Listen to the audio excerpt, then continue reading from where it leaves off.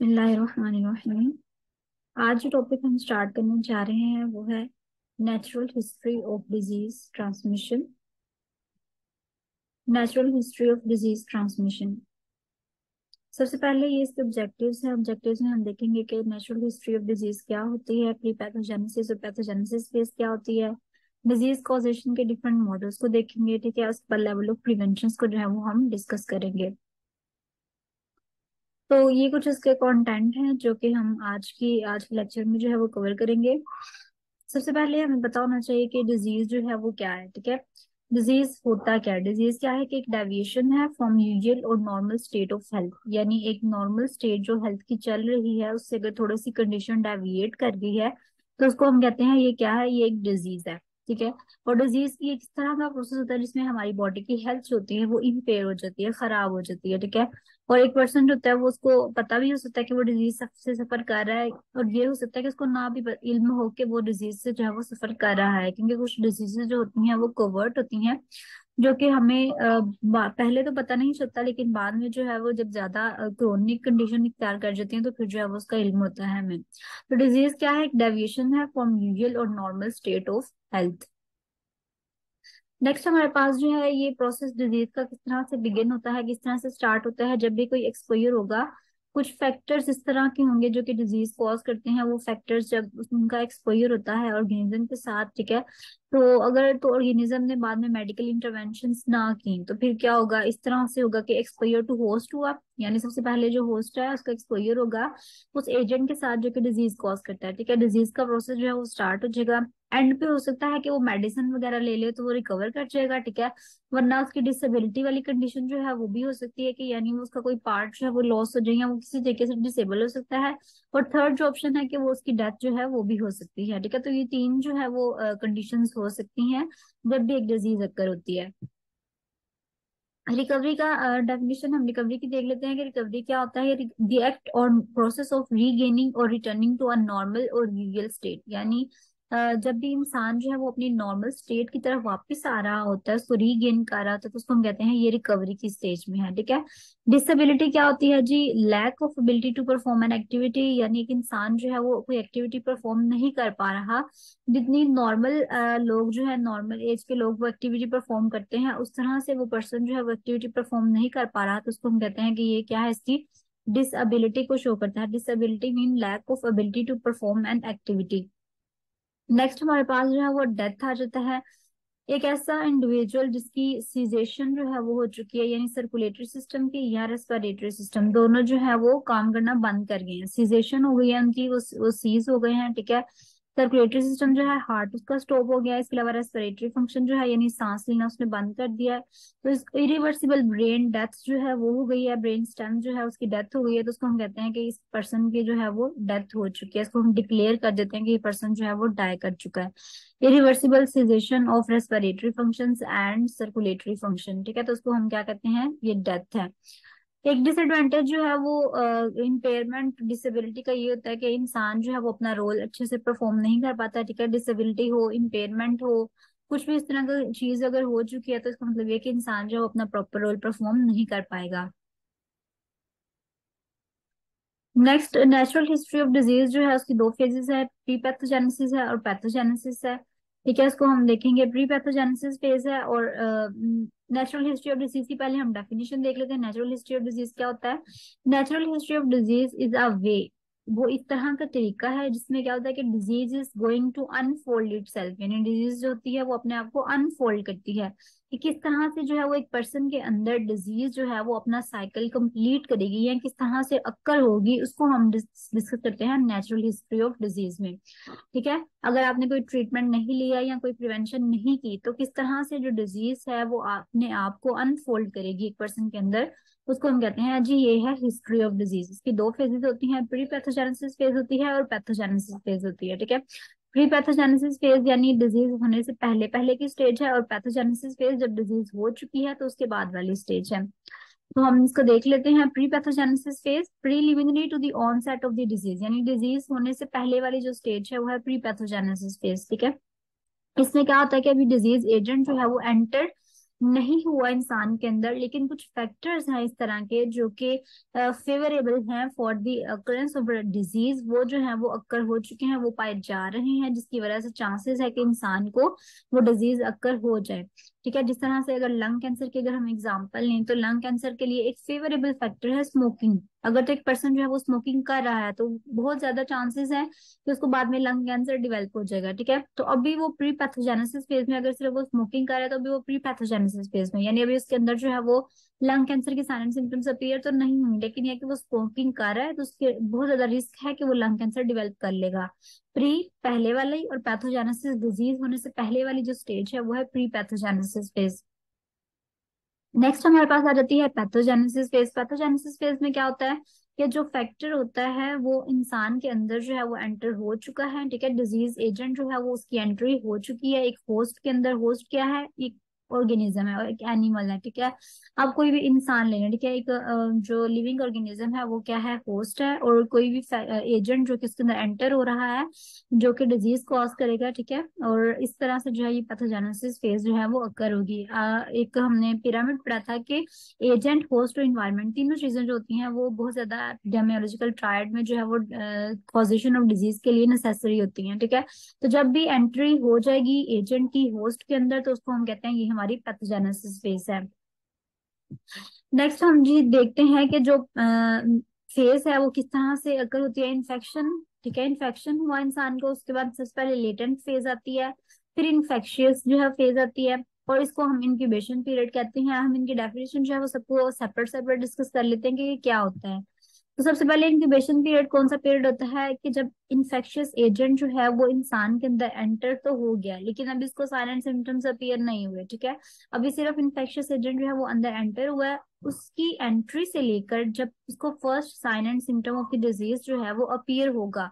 ठीक है, उसके दरमियान वाला जो डिस्टेंस है, जिसके दरमियान वाला वो टाइम है, वो सारा टाइम इंटरवल जो होता है वो इंक्यूबेशन पीरियड होता है। यानी entry of the agent, infectious agent जो है वो एंटर हो गया है, उससे उसके एंट्री से लेकर जब उसको पहला साइन या पहली सिम्टम जो है वो डिजीज की अपीयर होगी, उसके दरमियान वाला जितना टाइम है वो क्या है? हमारा इंक्यूबेशन पीरियड। लेटेंट पीरियड कौन सा होता है जी? डिजीज की इनिशिएशन से लेके डिजीज की डिटेक्शन तक का जो पीरियड होता है वो लेटेंट पीरियड होता है। ठीक है, यानी जब डिजीज जो है वो स्टार्ट हुई थी, यहाँ से लेटेंट पीरियड है, डिजीज स्टार्ट हुई है और यहाँ पे जाके हमने डिटेक्ट कर लिया कि इस पर्सन को टीबी है, इस पर्सन को ये फला जो भी उन्होंने डिटेक्ट किया। ठीक है, तो जब तक डिजीज डिटेक्ट हुई है उसके दरमियान वाला पीरियड जो है वो लेटेंट पीरियड है, यानी उससे पहले हमें पता नहीं था कि हमें क्या डिजीज थी। साइन एंड सिम्टम्स हो सकता है उनको अपीयर हो रहे हो या कुछ भी है, कुछ रैंडम जो है वो चीजें अपीयर हो रही थी लेकिन हमें कंफर्म नहीं था। ठीक है, तो जब तक हमने इसको कंफर्म कर लिया तो वो हमारे पास क्या है? लेटेंट पीरियड है। एंट्री ऑफ द ऑर्गेनिज्म, जहाँ से डिजीज जो है वो स्टार्ट हुई वहां से लेके डिजीज जहाँ पे हमें डिटेक्ट हो गई है वहां तक जो है वो हमारे पास आ जाता है लेटेंट पीरियड। लेटेंट मतलब छुपा हुआ होता है, उससे पहले हमें नहीं था कि हमें कौन सी डिजीज थी। ठीक है, तो डिजीज इनिशिएशन से डिजीज डिटेक्शन तक का पीरियड जो है वो क्या है? Latent period.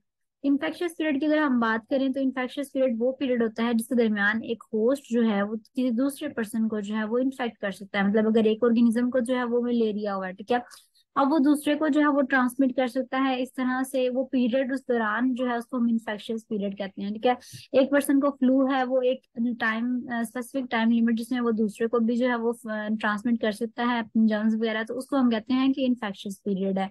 Non infectious period की अगर हम बात करें तो ये वो वाला पीरियड होता है when the host ability to transmit disease to other host ceases, यानी ये वो वाला पीरियड है जब अब जो होस्ट है ना वो ट्रांसमिट नहीं कर सकता अपना कोई भी जर्म्स वगैरह जो है वो दूसरे होस्ट को जो है वो ट्रांसमिट नहीं कर सकता, उसको हम कहते हैं नॉन इन्फेक्शियस पीरियड है। ठीक है, तो इन्फेक्शियस पीरियड हो गया, नॉन इन्फेक्शियस पीरियड हो गया, इंक्यूबेशन पीरियड हो गया और लेटेंट पीरियड हो गया।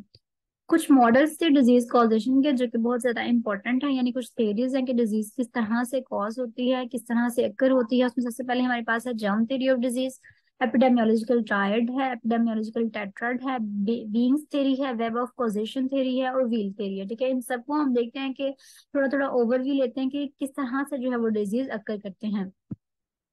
सबसे पहले हमारे पास है जी जर्म थ्योरी ऑफ डिजीज। तो इसके नाम से ही जाहिर है कि जर्म थ्योरी ऑफ डिजीज में क्या होगा कि कुछ जर्म्स होते हैं, कुछ माइक्रो ऑर्गेनिजम्स होते हैं जो कि डिजीज कॉज करते हैं, ठीक है। पास्टर ने, कोच ने जो था इसके बारे में एक्सपेरिमेंट भी किया था कि काफी ज्यादा जर्म्स होते हैं, ठीक है, वायरसेस बैक्टीरिया के अंदर इंक्लूडेड है, वो क्या करते हैं जी, उनकी वजह से डिजीज कॉज होती है। इनके दरमियान एक रिलेशनशिप पाया जाता है माइक्रो ऑर्गेनिजम्स के दरमियान और डिजीज के दरमियान। और जब माइक्रो ऑर्गेनिज्म जो है वो आ जाते हैं तो वो डेफिनेटली डिजीज कॉज करते हैं, ठीक है। Germ theory of disease simple सी अगर आप देखें तो यही है कि जर्म्स जो होते हैं वो डिजीज कॉज करते हैं, ठीक है। नेक्स्ट हमारे पास एपिडेमियोलॉजिकल ट्रायड आ जाता है। हमने पहले भी डिस्कस किया हुआ है इसको कि एजेंट, होस्ट और इन्वायरमेंट। ट्रायड मतलब तीन का मिक्सचर है, तीन चीजों से जो है वो डिजीज कॉज होती है। इसमें आ जाता है एजेंट, होस्ट और इन्वायरमेंट। इनमें से एक भी मिस होगा तो डिजीज कॉज नहीं होगी, ठीक है। एजेंट, होस्ट और इन्वायरमेंट है। तो एजेंट जो सबसे पहले है, एजेंट है, होस्ट है और इन्वायरमेंट है। एजेंट फैक्टर्स, एजेंट क्या होता है जी, ऐसा सब्सटेंस जो कि लिविंग भी हो सकता है, नॉन लिविंग भी हो सकता है, ठीक है। कोई फोर्स, टेंजिबल और इनटेंजिबल फोर्स हो सकती है, ठीक है, जिसकी वजह से आपकी डिजीज जो है वो अक्कर होती है। अब एजेंट की क्लासिफिकेशन में क्या आता है, बायोलॉजिकल एजेंट होते हैं, न्यूट्रिएंट एजेंट है, फिजिकल एजेंट है, केमिकल एजेंट है, एंडोजिनस है, एक्सोजिनस है, मैकेनिकल एजेंट है और सोशल एजेंट है, ठीक है। ये सारे एजेंट्स जो है वो क्या करते हैं, डिजीज कॉज करते हैं। तो इनको हम कहते हैं, ये हमारे पास एजेंट आ जाते हैं। बायोलॉजिकल एजेंट में वायरसेस, बैक्टीरिया आ जाते हैं, ठीक है। न्यूट्रिएंट एजेंट में अगर किसी न्यूट्रिएंट की कमी हो गई है, ज्यादती हो गई है, कुछ भी मसला है, ठीक है। इस तरह से फिजिकल एजेंट है, एयर, वाटर वगैरह इस तरह की चीजें हैं। तो कोई भी ऐसा एजेंट जो कि आपके पास जो है वो डिजीज कॉज कर रहा है, इसको हम कहते हैं कि ये हमारे पास एजेंट है, ठीक है। एजेंट फैक्टर्स में जो है वो आगे हम डिस्कस करते हैं होस्ट को। होस्ट जो होता है वो क्या होता है कि होस्ट में भी referred as soil and the disease agent as seed. Host demographic factors की बेस पे हम इसको जो है वो डिवाइड करते हैं, biological factors, social and economical factors और लाइफस्टाइल।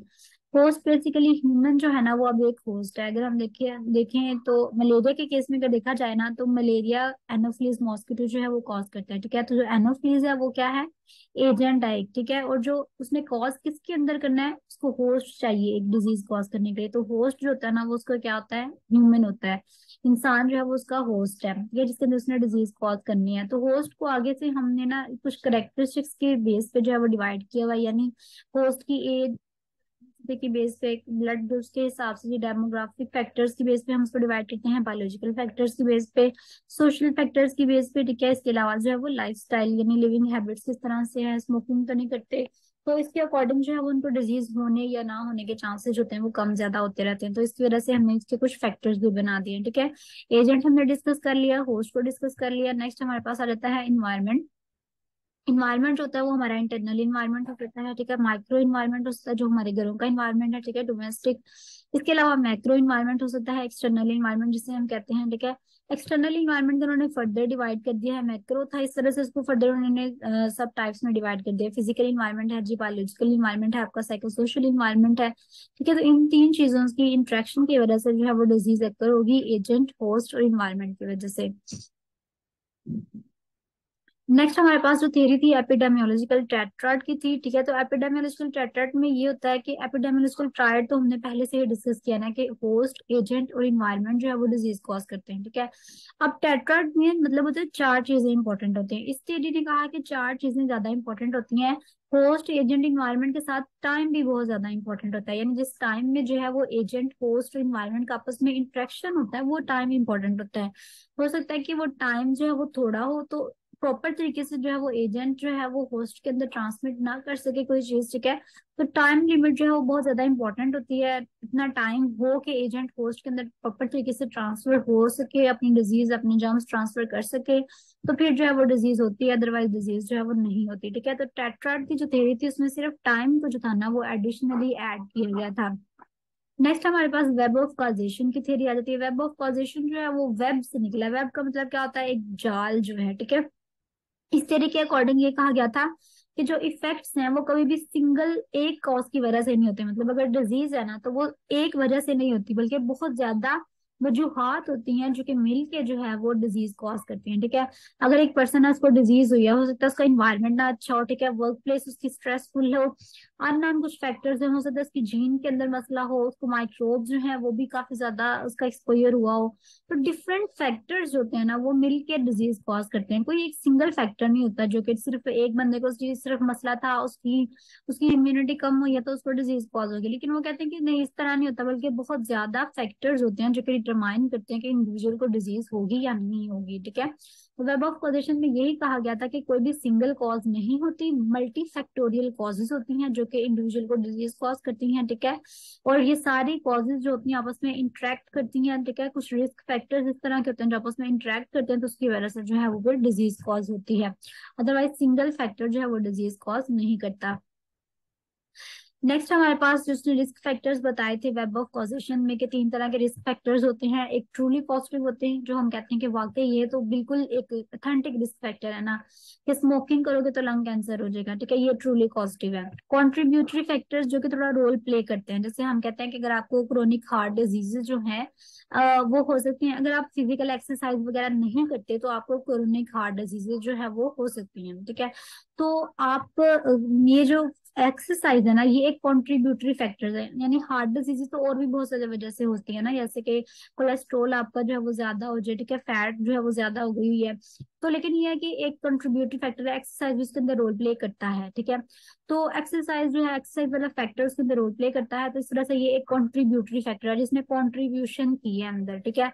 तो कॉन्ट्रीब्यूटरी फैक्टर यानी जो कहीं सम किसी ना किसी तरीके से उसके अंदर अपना रोल प्ले कर रहा है, ठीक है। प्रिडिक्टिव फैक्टर जो है, हम कहते हैं प्रिडिक्शन करते हैं कि अगर इस तरह से हो तो इस तरह से हो सकता है, यानी illiteracy for infant and maternal mortality, हम कहते हैं कि अगर पर्सन इलिटरेट है तो उसकी वजह से इन्फेंट मोर्टेलिटी के ज्यादा चांसेस हैं। यानी हमने प्रिडिक्शन की है, हम एक प्रिडिक्शन लगा रहे हैं कि अगर इलिटरेट होगा, अगर उसको नॉलेज नहीं होगा तो सारी बात है इन्फेंट मोर्टेलिटी के रेट जो है वो ज्यादा होते हैं। अगर वो पढ़ा लिखा होगा, अगर उसको काफी चीजों का इल्म होगा तो हो सकता है मोर्टेलिटी का रेट कम हो, ठीक है। तो जो हम प्रिडिक्शन कर रहे हैं वो हमारे प्रिडिक्टिव फैक्टर्स हैं। हमने तीन तरह के फैक्टर्स पढ़ लिए, ट्रूली पॉजिटिव, कॉन्ट्रीब्यूटरी और प्रिडिक्टिव फैक्टर, ठीक है। तो ये टाइप्स ऑफ रिस्क फैक्टर्स में आ जाती हैं। नेक्स्ट हमारे पास आइसबर्ग फिनोमिना आ जाता है, डिजीज कॉजेशन का एक मॉडल नेक्स्ट जो हम पढ़ने लगे हैं, आइसबर्ग फिनोमिना।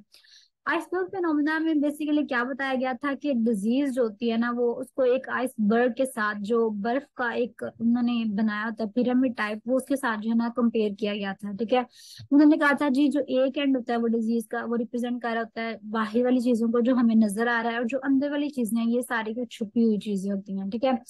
जैसे कि एक आइसबर्ग होता है, ठीक है, उसमें क्या होता है कि जो सबसे ऊपर वाला पोर्शन होता है जो बाहर नजर आ रहा होता है, ठीक है, वो कहते हैं कि ये वो वाला पोर्शन होता है जो कि क्लिनिशियन कोई डॉक्टर वगैरह देखता है। और जो ये सारा नीचे वाला पोर्शन होता है ना, ये लेटेंट डिजीज को रिप्रेजेंट करता है, सब क्लिनिकल डिजीज को। यहाँ कुछ इस तरह के कैरियर जो कि अनडायग्नोस्ड रह जाते हैं कम्युनिटी के अंदर, पॉपुलेशन के अंदर, ठीक है, ये सारी चीज जो है वो उसको रिप्रेजेंट कर रहा होता है, ठीक है। हम इसकी जो है वो देख लेते हैं इस कॉन्सेप्ट के अकॉर्डिंग क्या था कि डिजीज जो है उसको एक आइसबर्ग के साथ जो है इसको कंपेयर किया गया था। जो फ्लोटिंग टिप है, यानी जो सबसे ऊपर वाली टिप होती है, वो क्या रिप्रेजेंट करती है, what a physician sees in the community, यानी जो केस उसको हुआ है, ठीक है। अगर किसी को डायबिटीज हुई है तो हम कहते हैं कि उसकी ब्लड शुगर लेवल जो है वो हाई है, ठीक है, ये चीज जो सबसे ऊपर हमें नजर आ रही है ये जो है उसका क्लिनिकल केस है, ठीक है। तो व्हाट द फिजिशियन, जो डॉक्टर ने बता दिया डायग्नोस करके, वो सबसे ऊपर वाला केस है। अब जो सबमर्ज पोर्शन है, यानी जो नीचे वाला पोर्शन है, वो हिडन है, वो छुपा हुआ है, वो किस चीज को रिप्रेजेंट करता है, अनडायग्नोस्ड केसेस को, प्रीसिम्टोमेटिक केसेस को, या लेटेंट केसेस को, ठीक है। इसके अलावा कैरियर्स को रिप्रेजेंट करता है। और जो वाटर लाइन दरम्यान में एक लाइन उसके आ जाती है इस तरह से, ये लाइन जो है डिमार्केशन वाली लाइन, ये किस चीज को रिप्रेजेंट करती है, demarcation between the apparent and unapparent disease, यानी ऊपर वाली जो अपेरेंट है और नीचे वाली जो अनअपेरेंट है उसके दरमियान जो डिमार्केशन है उसको वो वाटर लाइन रिप्रेजेंट करती है, ठीक है। हम इसकी एग्जांपल जो है वो देख लेते हैं कि अगर हमने टाइप 2 डायबिटीज की बात करें, ठीक है, तो हमें जो नजर आता है वो ये है कि हाई ब्लड शुगर है जी, ब्लड शुगर लेवल हाई है, ये सारे जो है वो देख रहे हैं। लेकिन उसकी वजह से ब्लाइंडनेस हो रही है, ब्लड वीन हो रही है, कैटरेक्ट की डिजीज हो सकती है, डिप्रेशन हो सकता है, ठीक है, फूड अल्सर है, पेन है, चीनस है, ये सारी चीजें जो है ना ये सब क्लिनिकल केसेस में आ जाता है, ठीक है। लेटेंट कैरियर्स, सब क्लिनिकल केसेस, ये सारा कुछ नीचे जो नहीं नजर आता कि ये भी हो सकता है इसकी वजह से, ठीक है। छुपी हुई चीजें आप कह लें। तो ये सारा कुछ जो नीचे है ये हमारे पास जो इसका सबमर्ज पोर्शन होता है, लेकिन जो ऊपर नजर आ रही होती है चीज वो जी ये हाई ब्लड शुगर है। हालांकि वो कहता है कि डिजीज होती है वो इस तरह से कॉज होती है कि ये सारी चीजें होती हैं फिर जाके हाई ब्लड शुगर। ठीक है, हाई ब्लड शुगर भी टाइप 2 डायबिटीज में होती है। लेकिन जो लोग देखते हैं वो सिर्फ ये चीजें हैं, और जो लोग नहीं देखते वो हिडन पोर्शन, नीचे वाला पोर्शन होता है। ठीक है जी। नेक्स्ट हमारे पास जो था वो डिजीज कॉजेशन का नेक्स्ट मॉडल है बीइंग्स मॉडल। बीइंग्स मॉडल क्या होता है? बीइंग्स मॉडल में ये ना एब्रीविएशन है बीइंग्स। ये सामने आपको नजर आ रही होगी बीइंग्स एक एब्रीविएशन से ना उन्होंने डिफरेंट तरह के 9 फैक्टर्स बताए थे। बीइंग्स बायोलॉजिकल बी सबसे पहले है। तो बी इन्होंने डबल टाइप जो है वो किया हुआ है। बायोलॉजिकल फैक्टर्स होते हैं, ठीक है, ह्यूमन बीइंग के अंदर। बिहेवियरल फैक्टर्स होते हैं, ठीक है, जो कि उसकी डिजीज को कॉज रोल प्ले करते हैं। ठीक है, उसके अलावा ई से है इन्वायरमेंटल फैक्टर्स होते हैं। ठीक है, आई से इम्यूनिटी कम होगी तो डिजीज कॉज हो जाएगी। न्यूट्रिशनल फैक्टर्स होते हैं कुछ, ठीक है, न्यूट्रिशन अच्छी नहीं होगी तो डिजीज कॉज हो सकती है। जेनेटिक फैक्टर्स होते हैं, ठीक है, पहले से जीन्स में कोई प्रॉब्लम है तो उसकी वजह से कॉज हो सकती है। सोशल फैक्टर्स होते हैं, ठीक है, उसका एनवायरनमेंट के साथ इन रिलेशनशिप जो है वो अच्छा नहीं है। स्पिरिचुअल फैक्टर्स फैक्टर्स हो सकते हैं, ठीक है। तो यहाँ से हम देख लेते हैं बी को आपने 2 दफा लिखना है, इसके अलावा एस को आपने 3 दफा लिखना है, तब जो है वो आपका मॉडल कंप्लीट होगा।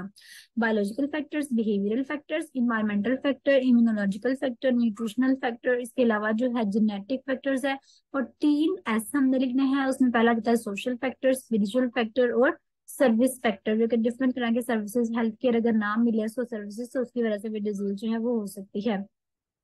ठीक है, उसके बाद हमारे पास व्हील थ्योरी आ जाती है डिजीज कॉजेशन की। व्हील थ्योरी ने कहा था कि जी 3 चीजें बहुत इंपॉर्टेंट होती हैं, 4 बल्कि, बायोलॉजिकल इन्वायरमेंट, सोशल इन्वायरमेंट और फिजिकल इन्वायरमेंट। व्हील थ्योरी ने कहा था कि ये 3 चीजें जो होती हैं, इसके अलावा जेनेटिक कोड जो होता है ह्यूमन का वो भी। तो ये जो है ना चीजें इंपॉर्टेंट होती है किसी भी डिजीज को कॉज करने के लिए, सोशल इन्वायरमेंट, बायोलॉजिकल इन्वायरमेंट और फिजिकल इन्वायरमेंट। ठीक है, इसके अलावा जो जेनेटिक्स है वो बहुत ज्यादा रोल प्ले करती है इंसान की डिजीज कॉजेशन में। तो फिजिकल, बायोलॉजिकल, सोशल और जेनेटिक्स जो है वो ज्यादा रोल प्ले करती है, ये व्हील थ्योरी जो थी उसने डिस्क्राइब किया था। हमारा लास्ट वाला टॉपिक जो है लेवल्स ऑफ प्रिवेंशन क्या होते हैं। लेवल्स ऑफ प्रिवेंशन को हम देख लेते हैं, बहुत ही इंपॉर्टेंट क्वेश्चन है। 4 तरह की प्रिवेंशन जो है वो होती है, प्राइमोडियल है, प्राइमरी है, सेकेंडरी है और टर्शियरी प्रिवेंशन है। ठीक है, प्राइमोडियल प्रिवेंशन जो होती है सबसे पहले हम इसको देखते हैं। प्राइमोडियल प्रिवेंशन में जो है वो रिस्क फैक्टर्स को हम आइडेंटिफाई करते हैं। ठीक है, प्राइमरी प्रिवेंशन का जो मोड ऑफ इंटरवेंशन होता है उसमें क्या होता है, हेल्थ प्रमोशन और स्पेसिफिक प्रोटेक्शन करनी होती है आपने। सेकेंडरी प्रिवेंशन में आपने डायग्नोसिस करना होता है डिजीज को और उसको ट्रीट करने के लिए मैक्सिमम एफर्ट जो है वो पुट करनी होती है। टर्शियरी प्रिवेंशन में यू हैव टू ट्राई कि डिसेबिलिटी लिमिटेशन जो है वो कम हो जाए, ठीक है, और रिहेबिलिटेशन जो है उसकी तरफ जो है वो पर्सन मूव करे। ठीक है, इसके अलावा जो है वो लेवल्स ऑफ प्रिवेंशन में अगर देखें तो प्राइमोडियल प्रिवेंशन जिसमें आप पॉलिसीज वगैरह लगाते हैं, ठीक है, डिफरेंट रिस्क फैक्टर्स को रिड्यूस करने की कोशिश करते हैं। प्राइमरी प्रिवेंशन है वही सेम है, हेल्थ प्रमोशन, प्रोटेक्शन। सेकेंडरी में डिजीज की डायग्नोसिस, ट्रीटमेंट। और टर्शियरी में जो है वो रिहेबिलिटेशन की तरफ जाएंगे। तो हम प्राइमोडियल प्रिवेंशन को पहले देख लेते हैं कि ये क्या चीज है। प्राइमोडियल प्रिवेंशन जो है जी एक कॉन्सेप्ट है that proceed the primary prevention. Primary prevention से पहले जो है वो आता है। इसमें क्या करना होता है कि आपने फोकस करना होता है कि जो रिस्क फैक्टर हैं, जो डिजीज के रिस्क कॉज कर रहे हैं, डिजीज के होने के जो है वो चांसेस को ज्यादा करते हैं, हमने उनको जो है वो कम करना है। ठीक है, आपने रिस्क फैक्टर्स को जो है वो कम करने की मैक्सिमम कोशिश करनी है, और ये ज्यादातर हम क्रोनिक डिजीजेस के अंदर प्राइमोडियल प्रिवेंशन जो है वो करते हैं। ठीक है, क्रोनिक डिजीज जिस तरह से कैंसर है, क्रोनरी हार्ट डिजीज है, डायबिटीज मेलाइटिस है, ठीक है, तो इसमें जो है वो हम प्राइमोडियल प्रिवेंशन करते हैं। हम उन फैक्टर्स को जो है वो रिड्यूस करने की कोशिश करते हैं जो कि डिजीज कॉज करते हैं। जैसे कि अगर स्मोकिंग है तो उसकी वजह से क्रोनरी हार्ट डिजीजेस जो है वो हो रही है, तो हमने क्या करना है कि क्रोनरी हार्ट डिजीजेस से बचने के लिए स्मोकिंग को जो है वो कम कर देना है। ठीक है, तो रिस्क फैक्टर से आप बचने की कोशिश करेंगे तो ये प्राइमोडियल प्रिवेंशन सबसे पहले वाली है।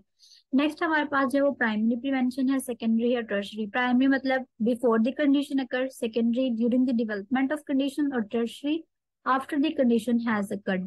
ठीक है, प्राइमरी प्रिवेंशन को हम देख लेते हैं, ये कौन से एक्शन होते हैं जो कि हम डिजीज की अकर होने से पहले लेते हैं। ठीक है, ताकि डिजीज जो है वो मैक्सिमम हम कोशिश करते हैं कि डिजीज ना हो। ठीक है, प्री पैथोजेनिसिस फेज में हम इसको अप्लाई करते हैं, यानी हमने क्या करना है कि अपनी हेल्थ जो है उसको मेंटेन रखने की कोशिश करनी है। हमने मैक्सिमम डाइट जो है वो अपनी बेहतर बनानी है।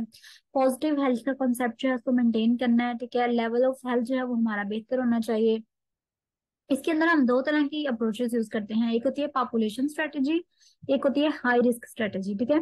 तो पॉपुलेशन स्ट्रेटेजी क्या होती है और हाई रिस्क स्ट्रेटेजी क्या होती है? हाई रिस्क स्ट्रेटेजी में हम क्या करते हैं कि जिन इंडिविजुअल्स को ज्यादा चांसेस होते हैं ना डिजीज डेवलप करने के, ठीक है, हम ना उनके ऊपर ज्यादा फोकस करते हैं। यानी अगर एक पर्सन है, उसको 20 भी है और सारा कुछ है उसके अंदर, ठीक है, उसको ज्यादा चांसेस है कि डिजीज डेवलप हो, तो हम क्या करते हैं उसके ऊपर ज्यादा तवज्जो देते हैं, ठीक है। हाई रिस्क स्ट्रेटेजी में ये होता है कि जो पर्सन ज्यादा ससेप्टेबल है डिजीज के, हम सिर्फ उनके ऊपर तवज्जो देते हैं। और पॉपुलेशन स्ट्रेटेजी में क्या होती है, हम सब के लिए कोशिश करते हैं, हम सारे इंडिविजुअल्स के लिए कोशिश करते हैं कि किसी को भी डिजीज जो है वो ना हो, ठीक है। सबकी जो है वो हेल्थ मेंटेन रहे, सबके जो है वो पॉजिटिव हेल्थ जो है वो उसको बरकरार रखा जा सके, और किसी को भी जो है वो डिजीज ना हो। तो ये पॉपुलेशन स्ट्रेटेजी में हम जो है वो करते हैं। दो तरह की स्ट्रेटेजीज मैंने आपको बताई हैं। प्राइमरी प्रिवेंशन के अंदर दो तरह की स्ट्रेटेजीज होती हैं, एक होती है हाई रिस्क स्ट्रेटेजी, एक होती है पॉपुलेशन स्ट्रेटेजी, ठीक है जी। सेकेंडरी प्रिवेंशन की तरफ हम मूव ऑन करते हैं। सेकेंडरी प्रिवेंशन में क्या होता है कि हम कोशिश करते हैं कि जो डिजीज है अब वो डायग्नोस जो है वो हो जाए, क्योंकि पैथोजेनेसिस फेज में हम इसको अप्लाई करते हैं। वो प्री पैथोजेनेसिस फेज में थी प्राइमरी प्रिवेंशन, जो सेकेंडरी प्रिवेंशन है वो पैथोजेनेसिस फेज में है, ठीक है। तो हम क्या करते हैं कि अर्ली डायग्नोसिस करते हैं, फटाफट डिजीज जो है वो डायग्नोस हो, उसका ट्रीटमेंट हो जल्दी से, ठीक है। और ताकि जो है वो मोर एक्सपेंसिव ये होती है, और कहते हैं कि लेस इफेक्टिव होती है प्राइमरी प्रिवेंशन से, क्योंकि अब तो डिजीज हो चुकी है, ठीक है। तो लेकिन ये है कि फिर भी आप उसको जल्दी से डायग्नोज करें ताकि उसको फर्दर जो है वो प्रिवेंट किया जा सके, उसी कॉम्प्लिकेशन से बचा जा सके। तो सेकेंडरी प्रिवेंशन के अंदर हमने मेन दो काम करने हैं, डायग्नोसिस और ट्रीटमेंट, ठीक है जी। डायग्नोसिस और ट्रीटमेंट करने के बाद हमारे पास टर्शरी प्रिवेंशन आ जाती है।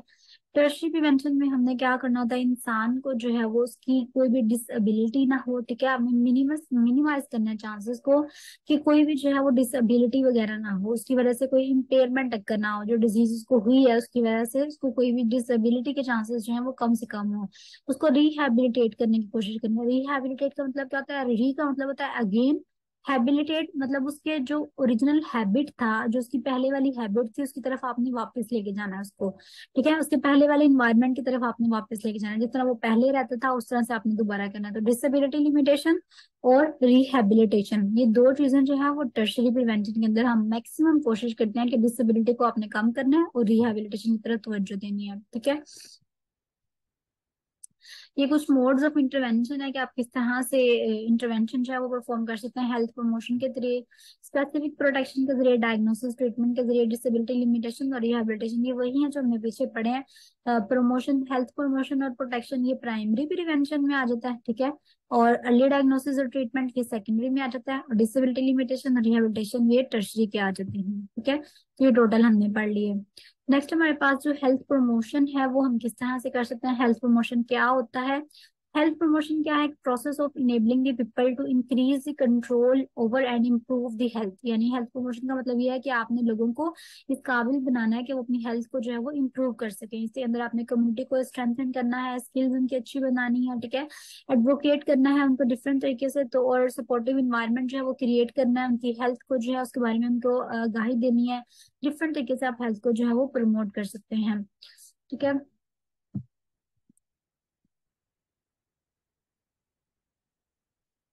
उसके बाद हमारे पास आता है हेल्थ प्रमोशन के अंदर जो स्ट्रेटजीज आती हैं, आप किस तरह से कर सकते हैं। हेल्थ एजुकेशन के जरिए, इन्वायरमेंटल मॉडिफिकेशन के थ्रू कर सकते हैं, न्यूट्रिशन जो है वो उसके अंदर चेंजेस ला के कर सकते हैं। इसके अलावा पीरियोडिक मेडिकल एग्जामिनेशन करवा के बच्चों का, सेक्स एजुकेशन देके, मैरिज के बारे में आपने काउंसलिंग करनी है, ठीक है। जेनेटिक्स के बारे में आपने काउंसलिंग करनी है, हेल्थ के बारे में अपने लाइफस्टाइल जो है उसके बारे में देखना है कि उनका लाइफस्टाइल कैसा है, अच्छा है, एक्सरसाइज वगैरह करते हैं या नहीं करते। तो इस तरह से डिफरेंट फैक्टर्स जो है उनके जरिए आप हेल्थ जो है हेल्थ की प्रमोशन कर सकते हैं, ठीक है। स्पेसिफिक प्रोटेक्शन में आ जाता है कि आप किस तरह से प्रोटेक्ट कर सकते हैं, मेजर्स अप्लाई करें ताकि डिजीज को मैक्सिमम प्रोटेक्ट किया जा सके, ठीक है। कीमोप्रोफाइलेक्सिस का मतलब होता है कि आप मेडिसिन वगैरह यूज करें, ठीक है। इस मेडिसिन वगैरह यूज करने के बाद जो है वो आप प्रोटेक्शन जो है वो डिजीज से कर सकते हैं, डिजीज को जो है वो खत्म कर सकते हैं, ठीक है जी। हेल्थ प्रोटेक्शन में आ जाता है, आपने हेल्थ की प्रमोशन करनी है, सिकनेस से प्रिवेंट करना है, और क्यूरेटिव एंड रिस्टोरेटिव मेडिसिन वगैरह जो है वो अप्लाई करनी है। हेल्थ प्रोटेक्शन होता क्या है कि condition, provisions of condition for normal mental and physical functioning of the human being, यानी ह्यूमन बीइंग की नॉर्मल फंक्शनिंग के लिए जो आप उसको कंडीशंस प्रोवाइड करते हैं वो होता है जी हेल्थ प्रोटेक्शन करना, कीमोप्रोफाइलेक्सिस मैंने आपको पहले बता दिया कि कुछ ड्रग्स वगैरह एंटीबायोटिक्स वगैरह आप देते हैं, ठीक है। कैजुअल प्रोफाइलेक्सिस भी होता है, क्लिनिकल प्रोफाइलेक्सिस भी होता है, ठीक है। दो तरह की होती है। तो आप मेडिसिन वगैरह देते हैं ताकि जो डिजीज है, जो इन्फेक्शन है वो खत्म हो जाए, इसको हम कहते हैं कीमोप्रोफाइलेक्सिस, ठीक है। अर्ली डायग्नोसिस ट्रीटमेंट हमारा जो सेकेंडरी प्रिवेंशन है, उसमें क्या होता है कि हमने पहले जल्दी से जल्दी जो है वो डायग्नोस करना होता है ताकि उसको हम ट्रीट कर सकें, ठीक है। कम्युनिकेबल डिजीज को फटाफट आप डायग्नोस करेंगे तो उसके एक ये भी फायदा है कि आप उसको सेपरेट होने से बचा लेंगे, यानी एक एक पर्सन को हुआ नेक्स्ट उसको जो है वो नहीं होगा फिर। लेकिन अगर आप उसको डायग्नोस नहीं करेंगे तो वो इस तरह से सेपरेट होने के ज्यादा चांसेस होते हैं, ठीक है। आप उसकी कॉम्प्लिकेशन को जो है वो प्रिवेंट कर सकते हैं, ठीक है। डिजीज एजेंट को जो है वो आप वहीं पे ही जो रोक सकते हैं। अगर आप उसको डायग्नोज कर लिया, उसको ट्रीट कर लिया, तो एक पर्सन को ही बस डिजीज हुई, ठीक है। लेकिन अगर आपने उसको डिटेक्ट नहीं किया, उसको डायग्नोज करने के बाद ट्रीट नहीं किया, तो इस तरह से वो डिजीज जो है वो फैलती जाएगी। डिसेबिलिटी लिमिटेशन है, आपने इम्पेयरमेंट से, हैंडीकैप से, डिजीज से आपने सबसे जो है वो बचाना है। डिसेबिलिटी होता क्या है, हमने पहले पढ़ लिया था कि lack of ability to perform an activity within the range considered normal for his age sex, ठीक है। तो उसको हम कहते हैं कि ये उसकी डिसेबिलिटी है। अगर उसकी इतनी एबिलिटी नहीं है कि वो नॉर्मल एक्टिविटी परफॉर्म कर पाए, तो वो क्या है, डिसेबिलिटी, और इससे हमने उसको बचाना है, ठीक है जी। इम्पेयरमेंट है, डिसेबिलिटी है, हैंडीकैप है और हेल्थ है, उसका एक कॉन्सेप्ट है जो कि यहाँ पे मैंने रिप्रेजेंट किया हुआ है। रिहेबिलिटेशन की डेफिनेशन आ जाती है मैक्सिमम यूएचएस में कि रिहेबिलिटेशन की डेफिनेशन बताएं। तो रिहेबिलिटेशन की डेफिनेशन, इसकी टाइप्स जो है वो इंपॉर्टेंट है। तो रिहेबिलिटेशन की डेफिनेशन में क्या आता है, combined and coordinated use of, यानी आपने इन सबको इकट्ठे यूज करना है। किस चीज को, medical, social, educational and vocational measures को। क्यों, ट्रेनिंग करने के लिए और रीट्रेनिंग करने के लिए इंडिविजुअल्स की। क्यों जी, ताकि वो highest possible level of health को जो है, highest possible level of functional ability को जो है वो मेंटेन कर सकें। उसके लिए आपने इंडिविजुअल की ट्रेनिंग करनी है, रीट्रेनिंग करनी है, तो इसको हम कहते हैं rehabilitation. Combine and coordinated use of medical, social, educational and vocational measures, ठीक है, for training and retraining the individual, ताकि वो highest possible level of functional ability को दोबारा से गेन कर सकें। इसको हम कहते हैं रिहैबिलिटेशन। रिहैबिलिटेशन की टाइप्स हैं कुछ, ठीक है। मेडिकल रिहैबिलिटेशन होती है, यानी इंसान को जो है वो मेडिकली वो फिट करना है आपने, मेडिकली उसको कोई डिजीज ना हो। ऑक्यूपेशनल रिहैबिलिटेशन होती है, यानी उसको उसके काम की तरफ जो है वो आपने वापस लेके आना है, जो काम वो पहले करता था। वोकेशनल रिहैबिलिटेशन होती है, यानी उसको फन के लिए, एंजॉय के लिए जो है वो आपने उसकी तरफ वापस लेकर आना है। सोशल रिहैबिलिटेशन, उसको रिलेशनशिप की तरफ आपने वापस लेके आना है, ठीक है। उसका सोशल सर्कल जो है वो आपने उसके लिए फिजिबल करना है ताकि वो जो है वो दोबारा से वापस आ सके अपनी इन्वायरमेंट की तरफ। साइकोलॉजिकल रिहैबिलिटेशन होता है, उसको स्ट्रेस से, डिप्रेशन से आपने बचाना है, ठीक है। इन सबको जो है वो आपने खत्म करना है ताकि दोबारा से जो है वो अपनी नॉर्मल लाइफ की तरफ आ सके। तो टाइप्स ऑफ रिहैबिलिटेशन में है medical, occupational, vocational, social and psychological. Medical, occupational, social, vocational और साइकोलॉजिकल।